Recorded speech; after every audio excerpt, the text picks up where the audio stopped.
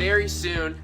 I'm the type of person that has to have a clean house. I have to have a clean workspace to be productive. So before I go out and film AskJT number 8 and answer a bunch of your guys' questions, I'm gonna clean the house real quick, and then we will be recording soon.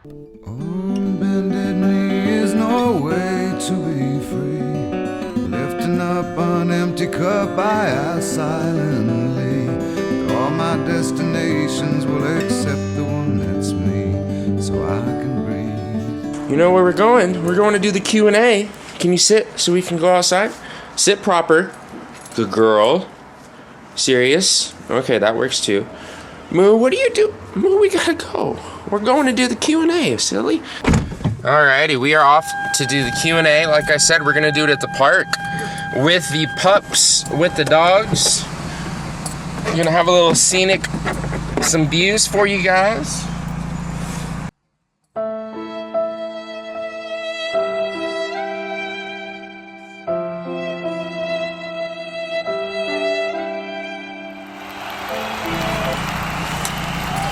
Alright guys, we are headed off to the park.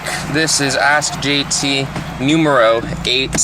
If you want to have your question answered in the next one, then just leave it in the comment below and hopefully I can get to it. But let's get to the park. Let's start this video, fam.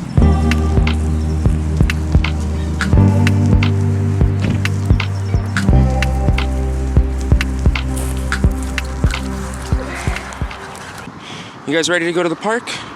You ready to skate? We gotta cross. Let's go. Let's go. Let's go. Let's go.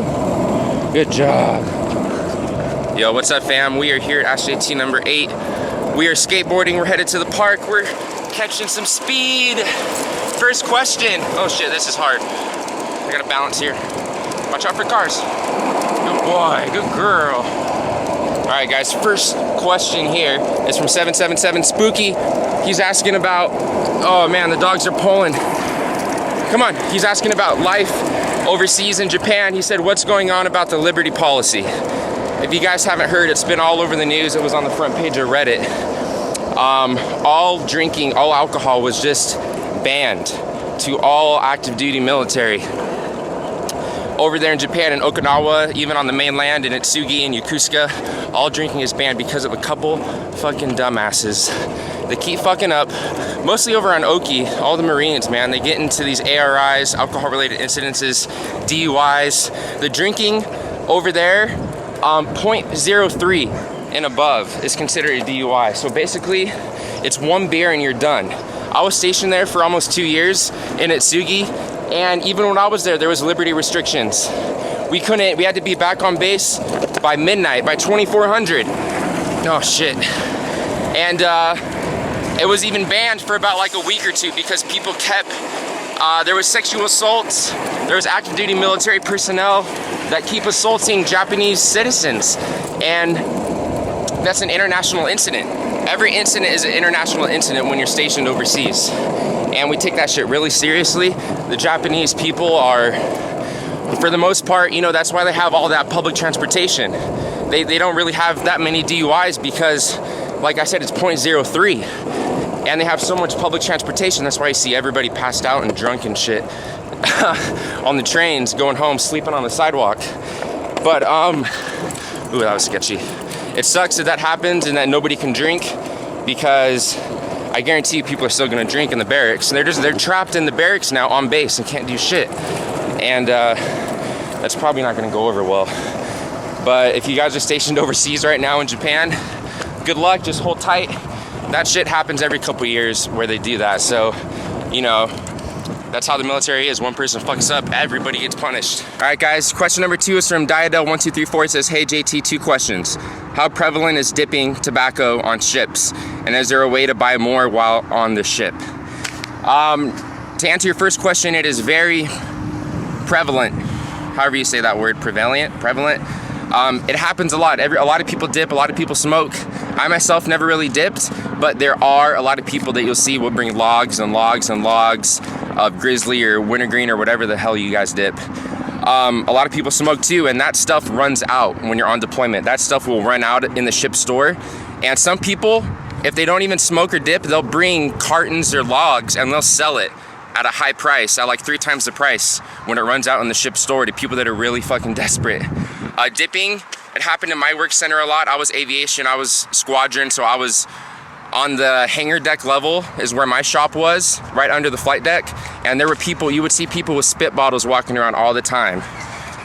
Mostly my command, as long as you taped them up, as long as you didn't see like the dip spit, as long as it wasn't visible, then you can dip for the most part. Sometimes it's allowed in the work center, sometimes you have to go to the smoke pit to dip. It just depends, like I said, on your command and how chill they are. But yeah, definitely bring some extra logs, bring some extra cartons, because the ship store will run out and people will sell that shit for like, they'll make money doing that stuff. So you have to ration, be smart about it. Question 3 we got from Isaac Montgomery says, have you ever worked with or met any Navy SEALs before? Now I have talked about this in previous videos, but I will reiterate, I did work with a couple SEALs, but it was mostly EOD guys, explosive ordnance disposal, and aviation rescue swimmers that were stationed in my squadron. But more particularly the Spec Ops guys, the EOD guys. What I did with them, working with them, being in aviation and being part of a squadron, like a lot of you know, I was a landing signalman enlisted, so I launched and recovered the helicopters on the flight deck of 2 different carriers.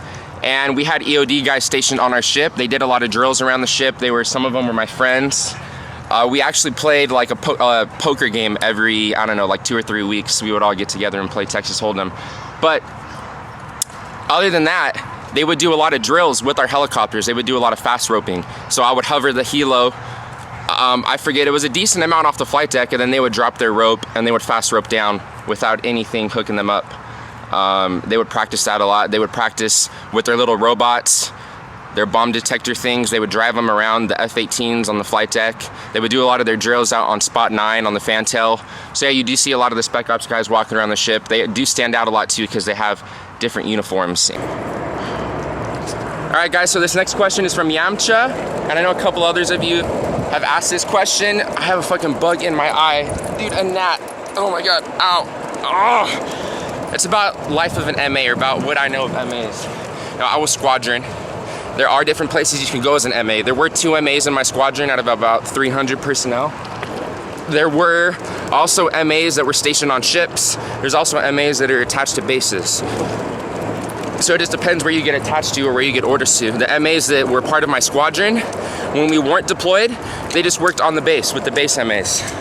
When we were deployed, they went to the ship and worked with the ship MAs. They also had some duties that they performed for us specifically, like they would walk our people to captain's mast and to the brig if they got in trouble, and they would do, you know, special roves on the ship. When we were in port, they would, you know, have their M16s or sometimes mount the 50 cals when we're transiting through straits when we were in the Persian Gulf.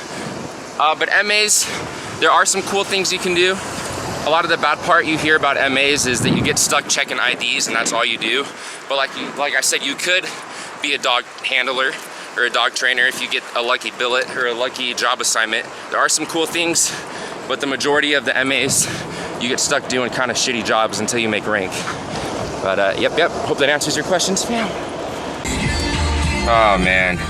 It's funny, you know, when you hear people that complain about how their dog behaves bad or is just, you know, a terrible dog and they're always getting into shit, and it's the owner's fault, you know? They're not properly exercising their dogs. They're not properly keeping shit out of reach for their dogs or setting their dogs up for failure. When dogs are tired like this and they're pleased and they're laying around and happy and sleeping, that's because they're properly tired. They're easier to train, they're obedient, they're not destructive. If they're a working dog like a Husky and a Lab Pit Kelpie mix, these are working breeds. You gotta tire them out. Anyways, the last question is from, I believe, Wessel 1510, something of that. I'll have the question down below, but he's asking about how you go about getting tattoos. Now, I figure I'll just tell you guys what I went through getting my tattoos. Because as you know now, the policy is they're all accepted. If you have seen my video that I uploaded a couple weeks ago, you can now get sleeves, you can get tattoos on your hands, you can have a tattoo on your neck that's like 1 inch in diameter. There's new rules about that. I advise you check my video about the new tattoo policy. But when I got my tattoos, I didn't get permission from my commander or anything. I was stationed overseas in Japan. And my command, my skipper was really lax. Everybody was going out and getting tattoos. and nobody had an issue with it as long as it wasn't something derogatory or gang related, or like I said, a big, you know, something on your face or something. You know, back in the day you couldn't get them like you can now on your neck or on your hands and shit. But I never got permission. You're supposed to route a chit and get written permission from your command, but like I said, when I was in Japan, it was, people didn't really care as long as it wasn't offensive. But yeah, guys, that's gonna wrap up this AskJT number 8. I hope you enjoyed the video. If you like this style of how I did this one, let me know. I'll do it more like this in the future. You know, or, you know, I'll mix it up. Sometimes I'll be in front of my computer. Sometimes maybe we'll be out and about answering them, more like a day in the life. But anyways, more videos to come. Moto vlog coming tomorrow if you're looking forward for those. I'll see you guys soon. Social media and stuff below as always. Goodbye. All the rules, but the rules did not know me. Guarantee.